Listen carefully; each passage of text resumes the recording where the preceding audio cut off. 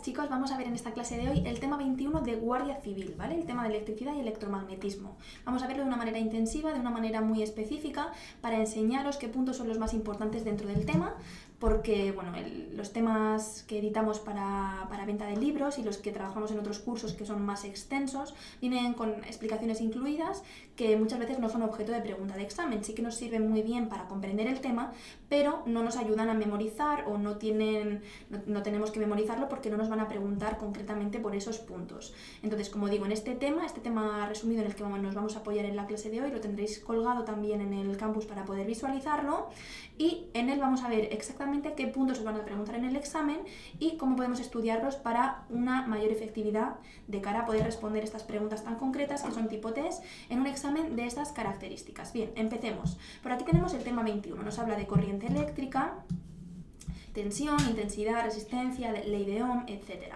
Vale, pues el tema en sí se va a dividir en dos partes, una basada en la electricidad y otra basada en el magnetismo, porque el tema en sí es electricidad y electromagnetismo.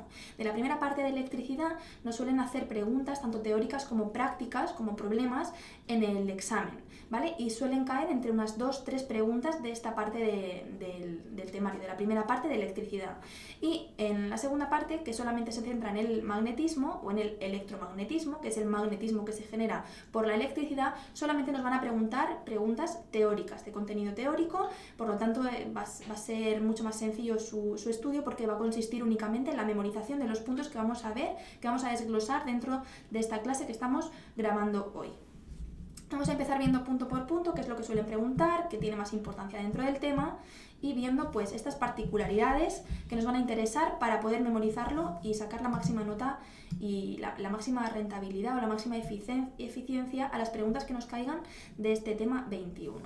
En primer lugar, tenemos una introducción a la electricidad. Dentro de la electricidad tenemos que saber qué es una carga eléctrica. Sabemos que pues toda la materia está compuesta por átomos. Estos átomos tienen una configuración electrónica interna, una configuración atómica que tiene pues, electrones, neutrones y protones, y en función de cómo esté descompensado o no esos electrones, esas partículas subatómicas dentro del átomo, vamos a tener carga eléctrica negativa y carga eléctrica positiva. Pues esto es una de las preguntas típicas de examen que vemos que nos suelen hacer sobre ello. En varias convocatorias hemos tenido preguntas de este tipo. ¿Qué tenemos que conocer sobre la carga eléctrica? Importante, pues ¿cuál es su unidad de medida? La carga eléctrica se mide en coulombios.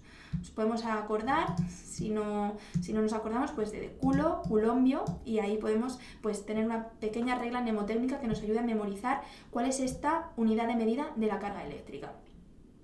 Ligado a que la carga eléctrica, su unidad de medida es el coulombio, tenemos otro apartado que nos habla de la ley de Coulomb. La ley de Coulomb nos va a referir a una cosa que ya solemos conocer desde siempre, lo tenemos muy bien interiorizado, y es que cargas con los mismos signos se repelen y cargas de signo contrario se atraen, ¿vale? Si tenemos una partícula cargada negativamente y otra partícula cargada positivamente, pues una carga negativa y una carga positiva son distintas, van a tender a atraerse. Eso es lo que nos dice o lo que nos explica la ley de Coulomb. Este apartado no es sumamente importante. Yo solamente he encontrado en las últimas 10 convocatorias de exámenes una pregunta en la que se aplicaba directamente esta fórmula de aquí, la fórmula de la fuerza de la ley de Coulomb, donde tendríamos distintos componentes. Uno es la K, que es la constante de proporcionalidad, la constante de proporcionalidad, que en el vacío es de 9 por 10 elevado a 9, lo tenemos aquí, newton por metro cuadrado partido